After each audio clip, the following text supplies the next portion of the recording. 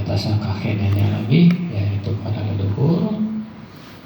Ya, kita berada di sini, berada di dunia ini, ya secara nyata adalah berkat jasa-jasa mereka. Ya, kita berada di dunia ini karena ada jasa-jasa para leluhur, ya, ibu dan ayah. Ya, dalam Anggutara Nikaya Kelompok 4 itu dikatakan ibu dan ayah itu adalah Brahma. Ya, Brahma adalah sebutan untuk ibu dan ayah. Ya, dalam Brahma Wihara di situ disebutkan tentang 4 sifat Brahma, yaitu memiliki metta, cinta kasih, metta karuna, belas kasihan, ya. Metta karuna upekha, metta karuna mudita, mudita rasa simpati, kemudian upekha keseimbangan batin. Ya. Jadi ibu dan ayah dikatakan sebagai Brahma, di mana ya sejak seorang anak ya sebagai janin itu berada dalam kandungan sang ibu merawatnya dengan cinta kasih, ya, dengan penuh cinta kasih, menjaga ya janinnya dengan sangat hati-hati. Demikian juga ayah ya mencari nafkah untuk kelahiran anaknya. Ya, ya setelah ya bagaimana rasanya itu sebagai ibu mengandung anak ya. Ya dari ya sebulan, 2 bulan, 3 bulan sampai nanti mencapai pada kelahirannya, ya lika-likunya bagaimana ya, upayanya bagaimana, susahnya itu ya seorang ibu mengandung ya kemana-mana membawa kandungan ya, betapa berat ya beban ya jasa sang ibu yang nyata-nyata adalah telah mengandung, telah melahirkan kita ke dunia ini. Ya secara nyata adalah ibu ya yang telah melahirkan kita ke dunia ini. Ya dengan cinta kasih sang ibu merawat kandungan anaknya. Ya, kemudian setelah lahir ibu dan ayah memberikan ya belas kasih sayang kepada anaknya. Ya, kemudian mengajarkan ya kepada anaknya bagaimana berjalan, bagaimana berbicara ya, bagaimana cara makan ya, memberikan mengenalkan dunia kepada mereka, kepada anaknya. Ya setelah anaknya sekolah, ya kemudian anaknya mendapat juara, orang tua berbahagia. Ya ketika anaknya bekerja, yang mencari nafkah, anaknya sukses, orang tua berbahagia. Ya metta karuna mudita, itu rasa simpati orang tua berbahagia melihat anaknya sukses ya, melihat anaknya berbahagia, turut berbahagia. Kemudian ketika anaknya akan menikah ataupun akan sekolah ke luar ya, ke luar negeri misalkan, maka orang tua demi kebahagiaan anaknya itu dengan keseimbangan batinnya merelakan kepergian mereka. Ini dikatakan orang tua sebagai Brahma ya, yang memiliki metta, karuna, mudita dan upekha. Ya orang tua pun yang dikatakan sebagai guru-guru pertama ya yang mengajarkan anak. Kemudian orang tua dikatakan sebagai dewa-dewa pertama. Ya dewa itu identik dengan berlindung, dengan tempat meminta. Ya anak berlindung kepada orang tua, kemudian anak meminta segala sesuatu kepada orang tua. Yang nyata-nyata dari kecil memintanya kepada ibu dan ayah, ya kepada orang tua, meminta sesuatu kepada ibu dan ayah, ya meminta perlindungan kepada ibu dan ayah. Ya, kemudian ibu dan ayah adalah dikatakan sebagai yang layak menerima persembahan, yang layak ya menerima hendaknya menghormat kepada ibu dan ayahnya.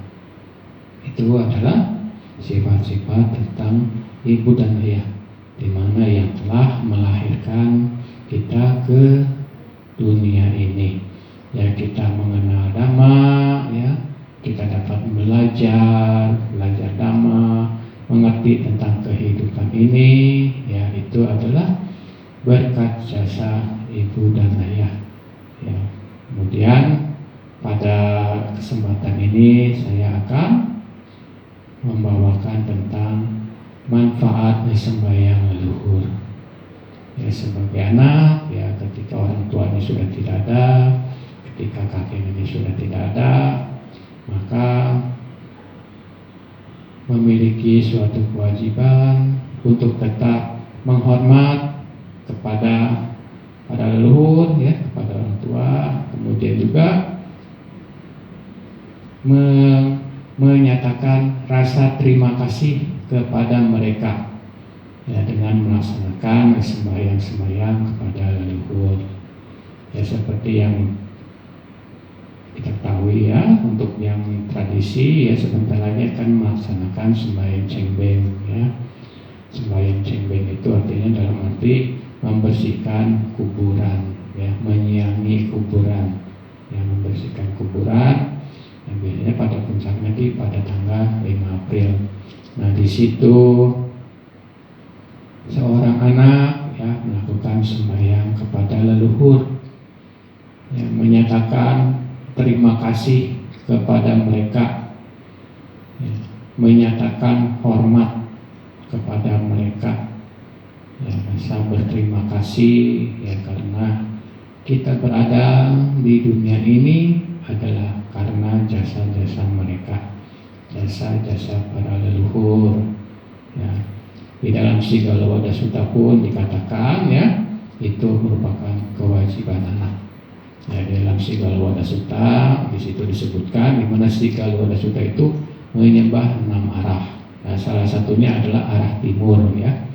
Arah timur adalah kepada orang tua, yang dimana orang tua memiliki kewajiban kepada anak-anaknya, yaitu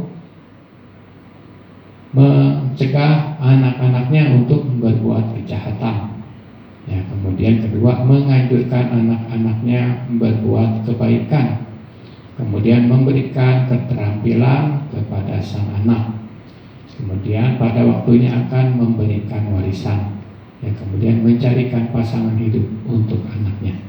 Ya, orang tua, ya, sudah melahirkan, ya, sudah membesarkan, masih juga memiliki kewajiban, ya. Demikian pula anak memiliki kewajiban kepada orang tua, ya, dengan berpikiran, ya, dahulu mereka merawat saya, maka sekarang saya akan merawat dan membantu mereka. Kemudian melaksanakan kewajiban untuk mereka. Ya, kemudian yang ketiga, seorang anak menjaga tradisi keluarga, ya, menjaga nama baik keluarga. Kemudian seorang anak memanfaatkan warisan yang diberikan oleh orang tua mereka. Dan yang kelima, sebagai anak memiliki kewajiban rasa terima kasih kepada orang tua yang telah meninggal, ya, dengan melakukan pemberian, ya, melakukan persembahan, ya, kepada mereka, yang berupa patidana, ya, sembahyang kepada leluhur, ya, sembahyang kepada leluhur, ya, kita sembahyang, ya, berterima kasih kepada mereka, yang menghormat kepada mereka, ya, sebagai manusia yang baik, ya, tentunya kita memiliki rasa terima kasih atas jasa-jasa orang tua, ya, atas jasa-jasa para leluhur, ya. Dalam melakukan pemberian ini, kita memberikannya dengan rasa hormat, ya, dengan rasa hormat kepada mereka. Bapak Ibu, saudara-saudari sedang yang berbahagia, dalam hal pemberian kepada leluhur, apakah ada manfaatnya ya bagi pemberi, apakah ada manfaatnya bagi para leluhur. Dalam Anguttara Nikaya ya kelompok 10 ya, Sang Buddha menjelaskan kepada Brahmana Janusoni. Ya, Brahmana Janusoni mendatangi Sang Buddha, ya lalu berterus ini ya memberikan penghormatan ya kepada Sang Buddha, kemudian duduk di satu sisi, kemudian Brahmana Janusoni ini bertanya kepada Sang Buddha, ya kalau kaum Brahmana itu mereka melakukan pemberian, ya memberikan sembahyang kepada para leluhur, ya kepada leluhur mereka, kepada mereka yang sudah meninggal dunia. Nah, apakah ada manfaatnya? Ya, Sang Buddha menjawab, ya, apakah kemudian menjelaskan itu maksudnya ada bermanfaat itu apakah sampai atau tidak kepada mereka, ya apakah persembahan itu bisa sampai kepada mereka atau tidak. Lalu Sang Buddha menjawab, ya pada kesempatan yang baik ya hal itu akan bermanfaat. Ya, kemudian Brahmana Janusoni kembali bertanya, maksudnya pada kesempatan yang tepat ya itu bagaimana? Lalu Sang Buddha menjelaskan mengenai kesempatan yang tepat tersebut. Ya, dalam hal ini pelimpahan jasa ya itu biasanya yang menerima adalah makhluk-makhluk nipeta. Ya. Ya, apabila seseorang di sini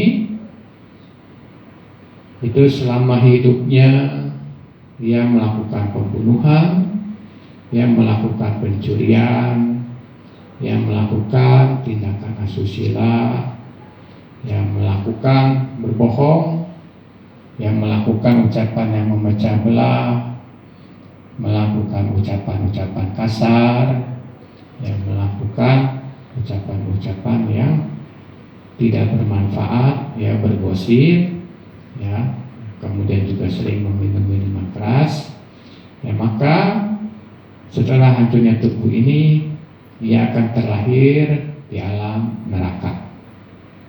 Ya, di alam neraka ini ya mereka memelihara kehidupan mereka dengan makanan makhluk-makhluk neraka. Nah, pelimpahan jasa ini tidak akan sampai kepada mereka yang terlahir di alam neraka.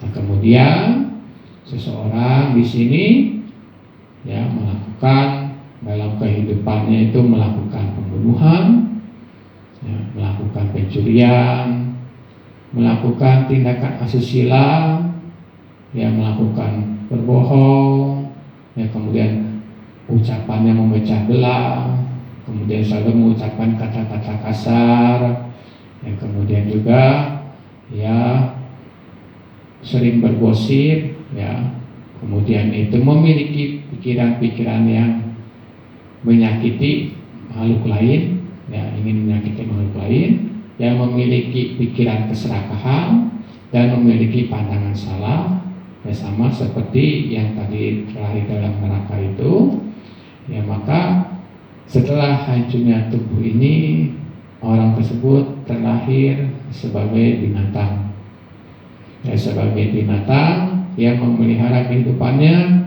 dengan makanan binatang. Nah, pelimpahan jasa ya pemberian makanan itu tidak akan sampai kepada mereka, ya kepada para binatang ini. Ya, kemudian ya, di sini seseorang melakukan perbuatan baik, ya, menghindari pembunuhan, menghindari pencurian, menghindari tindakan asusila, menghindari berbohong, menghindari ucapan memecah belah, menghindari ucapan kasar, menghindari bergosip, kemudian menghindari pemikiran-pemikiran untuk menyakiti makhluk lain, ya kemudian juga menghindari pemikiran keserakahan, ingin memiliki barang milik orang lain, dan juga memiliki pandangan yang benar. Ya, setelah hancurnya tubuh ini, orang tersebut terlahir di alam manusia, ya sebagai manusia. Ya sebagai manusia, ya memelihara tubuh dengan makanan-makanan manusia. Ya, kemudian seseorang di sini melakukan kebaikan, ya menghindari pembunuhan, ya menghindari pencurian, ya menghindari tindakan asusila, ya ia menghindari berbohong, menghindari ucapan memecah belah, ya menghindari ucapan kasar, menghindari bergosip, kemudian menghindari pikiran-pikiran yang menyakiti makhluk lain, ya kemudian ia menghindari keserakahan, ya pemikiran untuk memiliki barang milik orang lain, dan ia memiliki pandangan yang benar. Ya, pandangan benar itu ia percaya akan hukum karma, hukum perbuatan, bahwa ada hasil dari perbuatan yang dilakukan. Ya, perbuatan baik akan menghasilkan karma baik, perbuatan buruk akan menghasilkan karma yang buruk. Nah, setelah hancurnya tubuh ini, orang tersebut terlahir di alam dewa, di alam para dewa. Nah, di sana ia memelihara kehidupannya dengan makanan makhluk-makhluk dewa. Nah, ya, yang ini tidak dapat menerima pelimpahan jasa kebaikan. Jadi kalau melakukan pelimpahan jasa kebaikan, ya itu keempat, ya yang terlahir di alam neraka, di alam binatang, di alam surga, di alam manusia, itu tidak dapat menerima pelimpahan jasa, ya pemberian jasa, ya. Kemudian yang kelima, ya di sini ya seseorang ya melakukan kejahatan, yang melakukan pembunuhan, melakukan pencurian, yang melakukan tindakan asusila, ia berbohong, ya sering memecah belah, ucapannya sering memecah belah, ia membuat permusuhan, kemudian ia sering mengucapkan kata-kata kasar, ya kemudian ia sering bergosip, kemudian ia memiliki pikiran yang ingin menyakiti makhluk lain, ya kebencian dalam hal ini. Kemudian ia memiliki keserakahan, ingin memiliki barang milik orang lain. Ya, kemudian ia memiliki pandangan salah bahwa tidak ada akibat dari apa yang dilakukan. Nah, setelah hancurnya tubuhnya, ia terlahir di alam hantu menderita. Ya, di alam hantu menderita ini ia memelihara kehidupannya dengan makanan yang ada di alam hantu menderita, dan ia menerima, ya hanya menerima dapat kiriman dari teman-temannya, ya dari saudara-saudaranya yang ada di alam manusia. Nah, jadi makhluk-makhluk yang terlahir di alam hantu menderita ini adalah kesempatan yang tepat untuk menerima pelimpahan jasa, ya untuk menerima persembahan yang dilakukan dari alam manusia ini. Nah, jadi itu adalah kesempatan yang tepat ya untuk makhluk peta, ya makhluk hantu kelaparan. Lalu Brahmana Janusuni kata, bagaimana kalau yang para leluhur ini, para leluhur saya tidak ada yang terlahir di alam menderita tersebut. Ya, Sang Buddha mengatakan, ya tidak mungkin, ya tidak mungkin selama dalam perputaran alam samsara ini ya sangat banyak ya para leluhur yang ada, itu tidak mungkin ya yang tidak ada terlahir di alam tersebut. Ya pasti ada ya leluhur kita yang terlahir di alam hantu menderita. Nah, pelimpahan jasa ini dapat diberikan kepada mereka. Ya, meskipun mereka tidak pasti akan menerimanya ya, karena memang sangat banyak ya dalam alam samsara ini. Ya, selama seseorang mengalami kelahiran dan kematian, selama seseorang itu belum memutus ya roda samsara, ya 12 mata rantai ya yang diajarkan oleh Guru Agung Sang Buddha, maka seseorang masih akan terus terlahir di alam samsara. Ya, di alam ini ya, entah sebagai binatang, entah sebagai manusia, entah di neraka, entah di alam hantu menderita, ya entah sebagai dewa, ya entah dia terlahir dalam Brahma, ya. Selama seseorang belum dapat memutus 12 mata rantai, ya, maka mereka akan terus terlahir dalam samsara. Dan leluhur kita yang telah terlahir itu sangatlah banyak, ya, sangatlah banyak. Demikian juga dengan kelahiran kita, ya, pada kehidupan yang akan datang masih sangat banyak. Ya, selama kita belum memutus 12 mata rantai, ya. Ya, awija, ya. Awija ketidaktahuan. Awija pacaya sangkara, ya, karena ketidaktahuan muncullah bentuk-bentuk pikiran, ya. Awija pacaya sangkara, sangkara pacaya winyanam, ya.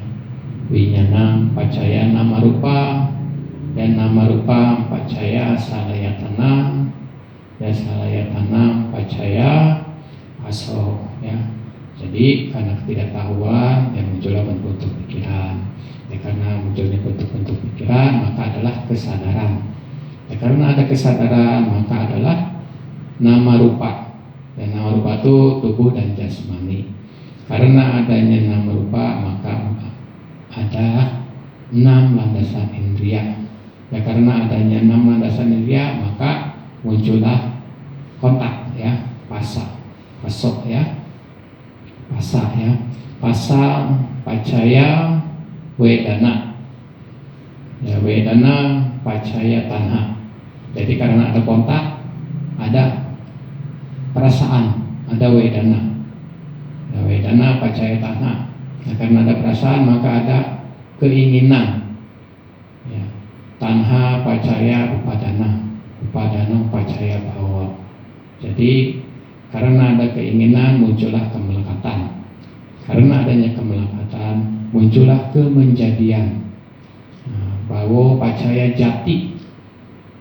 Ya, jadi karena ada kemenjadian maka jadilah kelahiran. Ya. Karena ada kelahiran, jati pacaya jara maranang, ya, soka paridewa dukehi, ya. Jadi karena ada kelahiran maka muncullah usia tua, kematian, ya, ratap tangis dan sebagainya. Ya, 12 mata rantai ini akan terus berputar, ya, selama kita tidak memutusnya. Ya, ajaran Guru Agung Sang Buddha ada mengajarkan bagaimana kita mengakhiri duka, bagaimana kita memutus 12 mata rantai tersebut. Ya, jadi leluhur kita yang ada itu sungguh sangat banyak. Ya, di antara para leluhur kita pasti ada yang terlahir di alam menderita, ya, di alam hantu menderita. Ya, pun itu adalah manfaatnya untuk seorang yang melakukan pemberian kepada leluhur. Ya, manfaat seseorang yang melakukan sembahyang kepada para leluhur yaitu, ya, ketika ia melakukan pemberian, ya, persembahan kepada petapa, maka ketika ia terlahir, baik ia terlahir sebagai binatang, ya, ia akan menerima hal-hal yang baik. Ya, meskipun ia terlahir sebagai binatang, tapi karena melakukan pemberian, ya, kepada petapa, ia akan terlahir dengan kehidupannya yang baik. Ya, apabila ia terlahir sebagai manusia, maka ia akan menikmati kenikmatan ya 5 indria. Ya, jadi kebahagiaan 5 indria. Ya, demikian juga apabila ia terlahir dalam dewa, ia akan menerima kenikmatan 5 indria.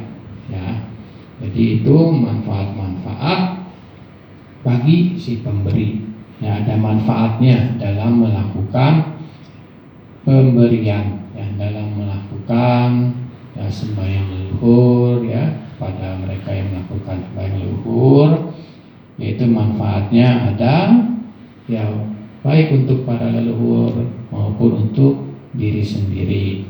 Ya, untuk diri sendiri ya karena kita memberikan kepada para petapa, ya berarti telah melakukan suatu kebaikan. Ya, kemudian Brahma Janisoni di sini baru ya mengerti ya manfaat dari melakukan pemberian, ya melakukan persembahan kepada mereka yang telah meninggal dunia. Ya, jadi itu adalah manfaat ya pemberian kepada mereka yang telah meninggal dunia. Ya, demikian juga ya dengan kita sembahyang leluhur, ya kita limpahkan jasa baik kepada mereka.